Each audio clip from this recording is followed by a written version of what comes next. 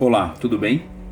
Compreender a identidade e o papel do Espírito Santo muda completamente a nossa visão sobre Deus. Ele não é uma força ativa, impessoal ou uma energia cósmica. Ele possui atributos de personalidade e é plenamente Deus.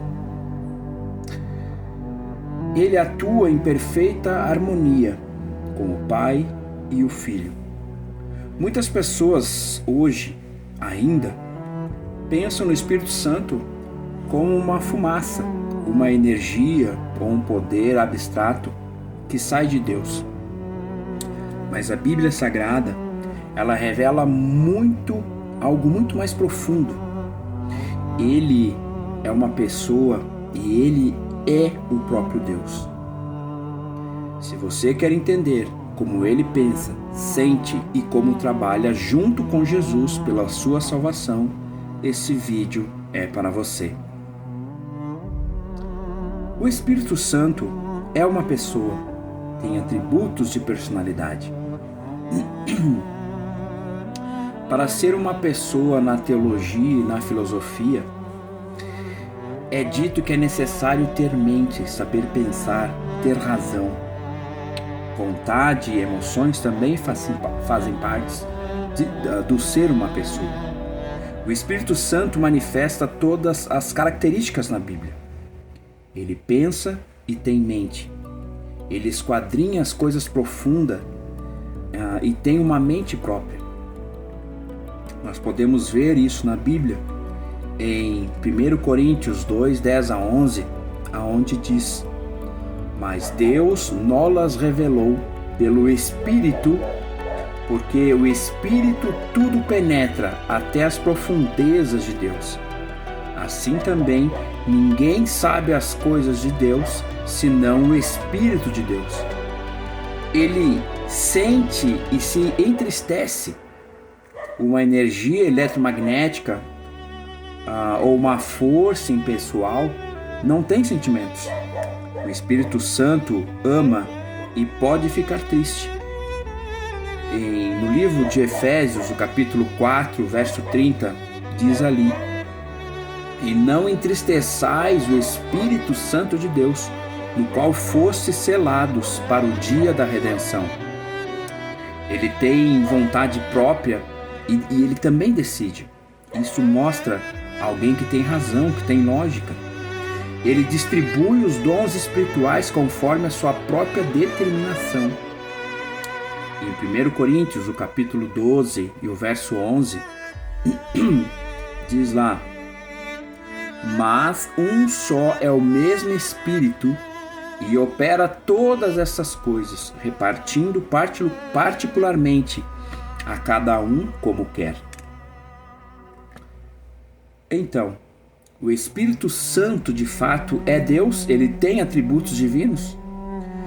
A Bíblia usa o termo Deus e o Espírito Santo de forma intercambiável, mostrando que mentir para o Espírito é mentir para o próprio Criador, para o próprio Deus. Ele é explicitamente chamado de Deus. Nós podemos ver isso nos livros de Atos. Pedro deixa claro que o Espírito Santo não é um subordinado cósmico, mas o próprio Deus. Ele é independente de Deus Pai e independente do Deus Filho. O versículo,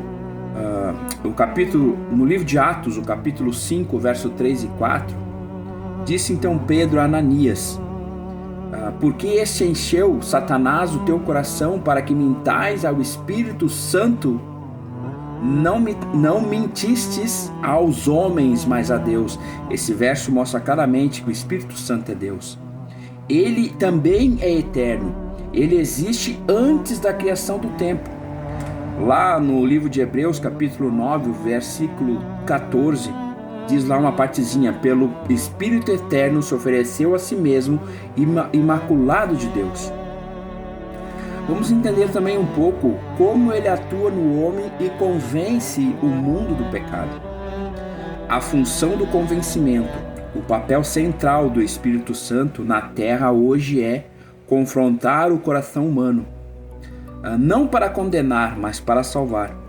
Ele aponta a nossa necessidade urgente de um Salvador.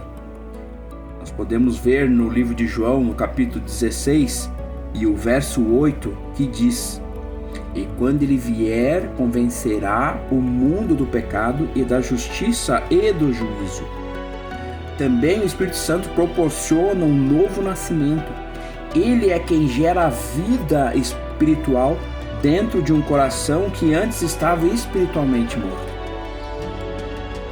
Nós podemos ver isso no livro de João, o capítulo 3 e o verso 5, diz bem assim: quando Jesus teve um encontro com Nicodemos, ele disse: "Aquele que não nascer da água e do Espírito não pode entrar no reino de Deus." Então, entendemos juntos quem é e o que é a pessoa do Espírito Santo? Temos ainda um segundo momento onde tanto Jesus como o Espírito Santo atuam com sua presença na terra. Jesus, enquanto esteve na terra, então ele prometeu que não nos deixaria órfão e que enviaria outro Consolador, no grego Allos, o outro semelhante a mim, da mesma essência que ele. Isso está escrito em João, capítulo 14, o verso 16.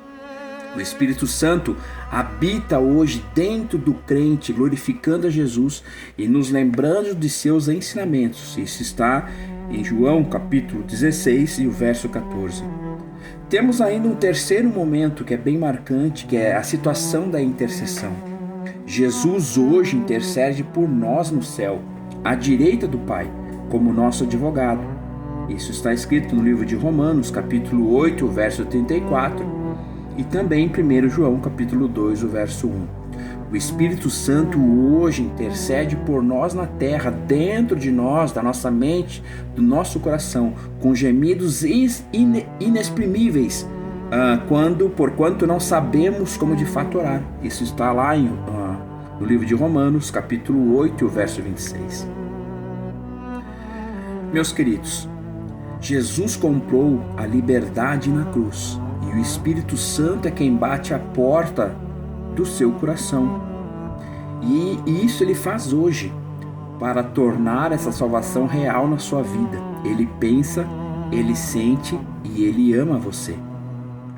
Se esse estudo te ajudou a entender melhor a identidade de Deus, deixe aqui o seu like e compartilhe. Se inscreva no canal, comente aqui embaixo então qual desses versículos te chamou mais a sua atenção. Até o próximo vídeo. Deus abençoe a vocês.